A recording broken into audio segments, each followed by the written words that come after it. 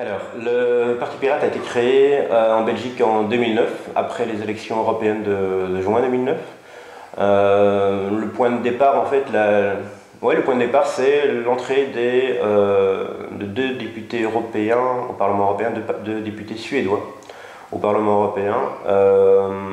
Ça nous a boosté parce qu'on s'est dit incroyable, quoi, des pirates entrent au Parlement européen.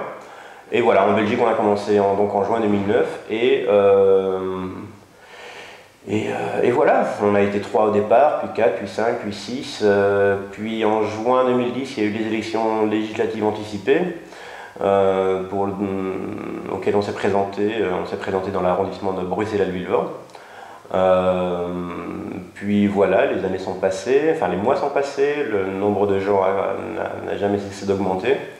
Et maintenant, nous sommes en octobre 2012 et on se prépare aux élections communales et provinciales. Le Parti Pirate, c'est une partie qui veut qui est construit sur des principes de plus de transparence et la liberté d'échange de culture. On parle surtout d'Internet parce qu'en fait, le parti est fondé par cette origine de l'Internet, parce que c'était plus et plus clair qu'il y avait des entreprises qui étaient en train d'essayer de limiter l'accès sur l'Internet.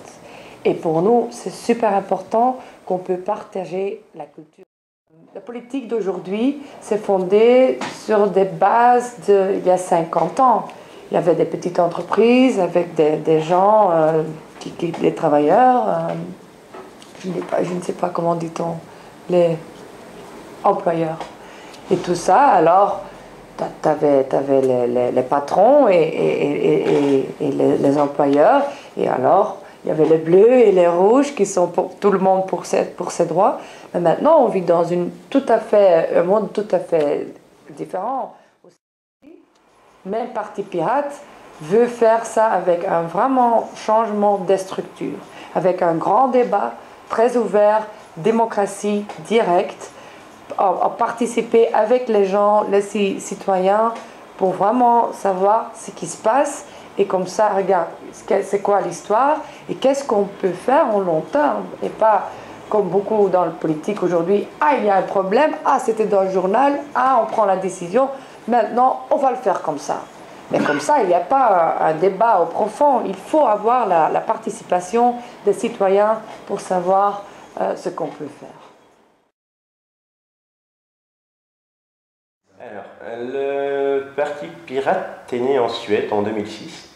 Le mot pirate vient du nom d'une plateforme d'échange de fichiers qui s'appelait Pirate Bay, enfin qui s'appelle toujours Pirate Bay, et qui a été condamné pour des questions de droit d'auteur en 2005 en Suède.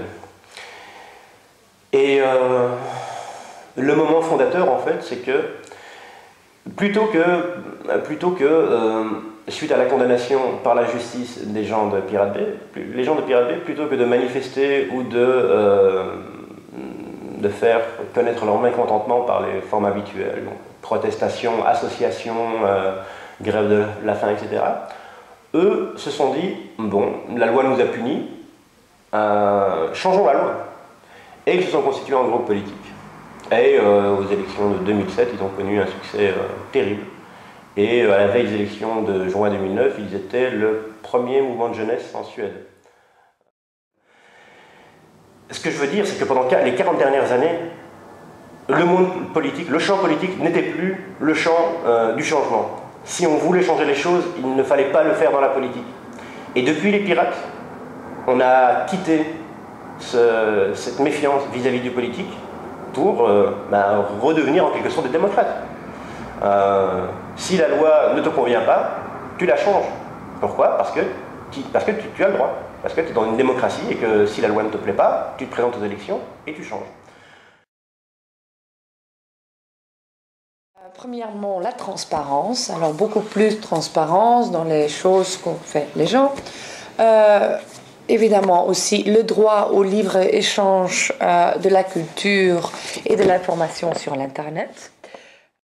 Et la démocratie directe. Alors, démocratie politique participative. Et ça sont vraiment la base de tous nos principes. Voilà pourquoi je dis que le projet Pirate est un projet révolutionnaire, parce que c'est un projet où on connaît une évolution, mais en revenant, on revient au point de départ. Et ce point de départ, c'était la chose publique, est une chose qui intéresse tous les citoyens. C'est quelque chose qui intéresse, qui est du ressort de tous les citoyens. Voilà. Margaret Thatcher, qui est un autre héros de ce monde de merde dans lequel on vit, disait « There is no alternative ». Il n'y a pas d'alternative. C'est aussi une phrase qui a structuré la pensée des dirigeants et des opposants pendant ces 40 dernières années. Puis les pirates sont arrivés et ont dit « Bah oui, il y a une alternative ». Ah non, le gouvernement n'est pas le problème. Le problème, c'est la loi. Voilà. Le projet Pirate se base sur un nouveau mode de production qui a émergé ces dernières années. Ce mode de production et ce mode de consommation, c'est ce que certains appellent le peer-to-peer, la peer-to-peer production ou la peer-to-peer consumption. C'est-à-dire l'idée que, c'est l'idée de Linux. C'est l'idée qu'on peut fabriquer des objets, on peut réunir des personnes autour d'un objet commun sans que forcément il y ait une hiérarchie fixe.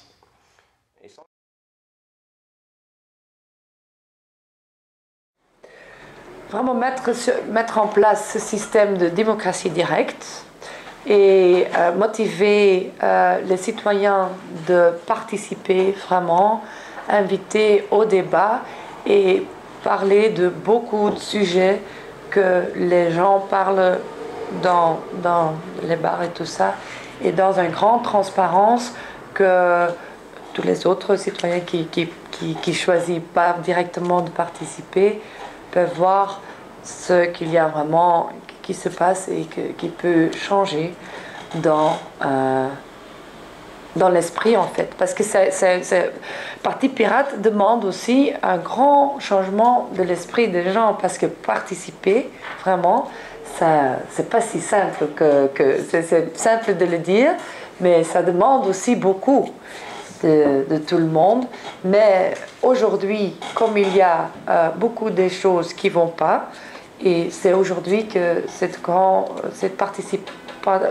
participation en grand niveau est très nécessaire. Et en plus, il y a l'Internet qui nous donne maintenant cette possibilité de faire tout ça. Alors, ça c'est une bonne question parce que nous sommes en campagne électorale maintenant et on m'a posé au moins 4 fois par jour la question depuis ces 3 derniers mois, quoi. Et j'ai eu de cesse de répéter que notre programme c'est notre démarche. C'est-à-dire que, qu'est-ce que vous entendez par programme? Si par programme vous entendez un catalogue de bonnes intentions et de mesures à prendre pour le niveau communal, législatif, hein, voilà, je ne vais pas vous donner ça. C'est-à-dire qu'un pirate ne va pas vous donner un catalogue de bonnes mesures ou un catalogue de bonnes intentions. Notre offre politique, c'est de dire que pour chacune de ces questions, chacune des questions politiques qui se posent, il y a un problème de méthode. Tu vois, c'est une question de méthode. Pour chaque point politique, les pirates remettent en cause la méthode de travail de base.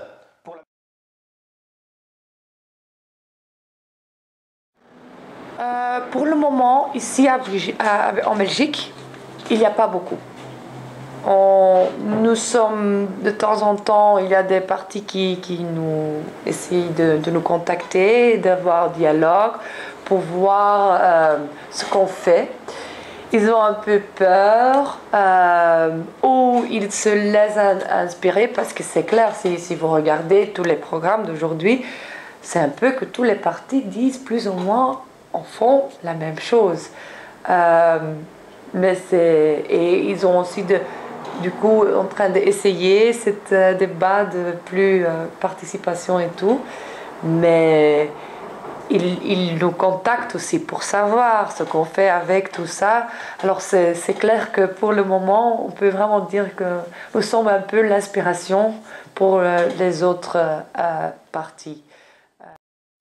Mais c'est clair que nos idées, ça parle aux autres partis. Parce que, oui, c'est la politique d'aujourd'hui. Hein. Nous, on croit très fort en ça. Ça, c'est clair. Ouais.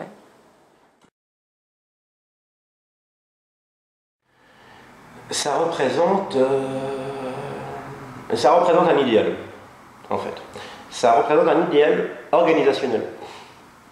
C'est-à-dire que, et c'est un pari osé, c'est-à-dire qu'on peut produire de la loi comme on produit un logiciel libre, ou comme on produit une encyclopédie libre. Et voilà, le lien entre Linux et le projet pirate, c'est celui-là, quoi. C'est que dans d'autres systèmes d'exploitation comme Windows par exemple, des erreurs ont été maintenues pendant un très longtemps. Elles n'ont pas été corrigées juste parce que la population n'avait pas la possibilité de les corriger. Et on disait, voilà, on devait attendre la sortie du nouveau produit, quoi. Un peu ici comme quand on attend les nouvelles élections. Qui ne servent à rien d'ailleurs puisqu'ils sont déjà tous accordés.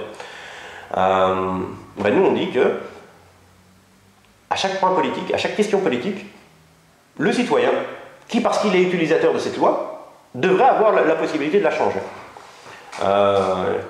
Comme on fait dans Linux. Richard Stallman a écrit un bouquin qui s'appelle La cathédrale et le bazar, pour expliquer en fait deux modes de fonctionnement différents. Et un de ces deux modes-là, c'est le mode de fonctionnement et le mode de production qu'il y a chez les initiateurs et les participants au projet Linux, quoi. Enfin, les projets logiciels libres. L'idée, c'est la cathédrale, où un curé de campagne dans la campagne française est confronté à un problème. Il doit en parler à son vicaire, qui doit en parler à l'évêque, qui va en parler à l'archevêque. Et le problème va remonter comme ça, toute une immense pyramide de responsabilités jusqu'au pape. Le pape va considérer le problème, va donner sa solution, va faire une bulle, bloup, et la solution va redescendre jusqu'au curé de campagne. Ça, c'est le mode de fonctionnement de la cathédrale. Le mode de fonctionnement du bazar, comme celui qui est à Tanger ou à Tétouan par exemple, c'est une foultitude de petites échoppes individuelles qui sont parfaitement autonomes, mais qui n'est pas chapeautée par une espèce de... comment je veux dire... Il n'y a pas de chef du bazar, en fait. Voilà. Dans une configuration comme celle-là, quand un problème survient, les personnes qui sont le plus directement confrontées au problème, donc l'idée c'est, imaginons que dans la rue de ton bazar, il y a une canalisation qui lâche, quoi.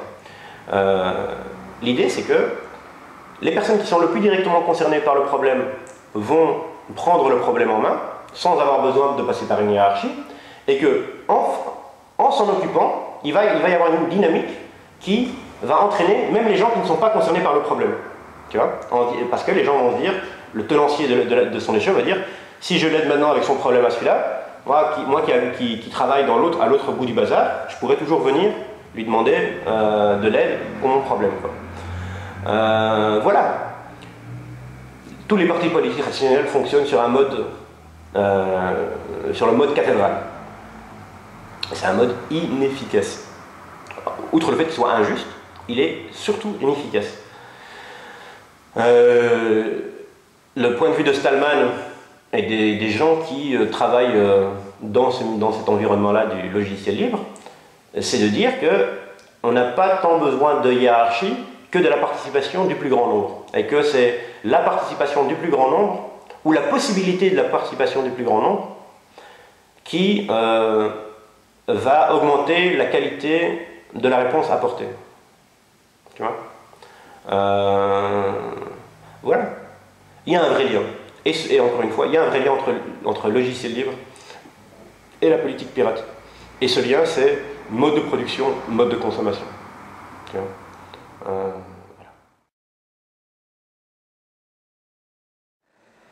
Il y a beaucoup des choses, et tout le monde le sait, des autres partis le savent aussi, mais pour nous, la participation, c'est super important pour discuter de ces choses-là. Beaucoup plus public des débats, mais pas des débats de communautaires, toi tu parles cette langue, moi je parle cette langue, alors ça va pas. Non, ça c'est, pour nous, ça n'existe pas, parce que Parti Pirate c'est aussi international. On est avec beaucoup de gens partout pour se voir, pour se rencontrer, et c'est comme ça qu'on doit parler. Pour changer les structures et tout ça, et c'est vraiment très très important d'écouter l'un et l'autre. L'écoute, c'est vraiment quelque chose super super important, et c'est à cette façon qu'on veut fonctionner en fait. Et c'est pour ça aussi, moi je suis en fait dans les élections parce que j'habite à Bruxelles. Et pour moi, Bruxelles, c'est un très très bel exemple de beaucoup de nationalités et gens d'autres backgrounds linguistiques surtout, se mettre ensemble, et vivre ensemble et discuter ensemble des choses en général de notre population, de notre terre. Et ça, c'est vraiment quelque chose que moi j'aime beaucoup dans le Parti Pirate, qu'on fasse ça, vraiment l'écouter l'un l'autre, et comme ça regarder ce qui est possible pour des solutions au long terme. Mais c'est clair que ça ne peut pas se faire dans un jour, parce que c'est par faire ça qu'il y a plus de temps pour faire ces débats, mais comme ça va aussi être des solutions qui ne sont pas juste pour demain, c'est pour plus longtemps. Et ça, c'est vraiment quelque chose dans notre esprit de base qu'on veut faire. Donc le projet, c'est de terminer, enfin c'est d'arriver à la fin de ces élections communales. Puis on a un travail comment je veux dire, on a un travail en interne. On doit retaper le bateau en quelque sorte. On doit remettre le bateau en cale et le retaper, parce que le 25 mars, il y a eu l'Assemblée Générale du Parti. C'est 26 personnes, 26 membres qui ont élu l'actuel core team, l'actuel bureau dirigeant, appelle ça comme tu veux. Le problème, c'est que maintenant, on est pas loin de 500 membres sympathisants. Membres ou sympathisants. Tu vois. Donc voilà, il faut qu'on s'adapte à qu'on adapte la structure au nombre de personnes qui y arrivent, quoi. Donc voilà, ça va être, c'est un des projets à moyen terme, quoi, de remettre l'organisation politique, la réorganiser, on va dire. Et puis une fois ça sera fait, on sera au printemps 2013. Ensuite on va devoir assumer l'effet des élections fédérales en Allemagne, tu vois, qui vont à 99% de chances voir rentrer en député au Bundesrat. Il y a une petite parcelle de chance pour qu'il fasse partie d'une majorité gouvernementale, quoi. Mais dans un cas comme dans l'autre, ça va créer une onde de choc dans tous les partis pirates européens, quoi. Et donc on devra gérer ça. Ça, c'est la deuxième étape. Puis la troisième étape, c'est c'est pour ça, c'est une aventure humaine formidable, quoi. Il va falloir qu'on travaille et qu'on rédige un projet dans chacune des régions qui composent la Belgique, un projet pirate pour la Belgique et un projet européen. Et ça c'est quelque chose, quoi.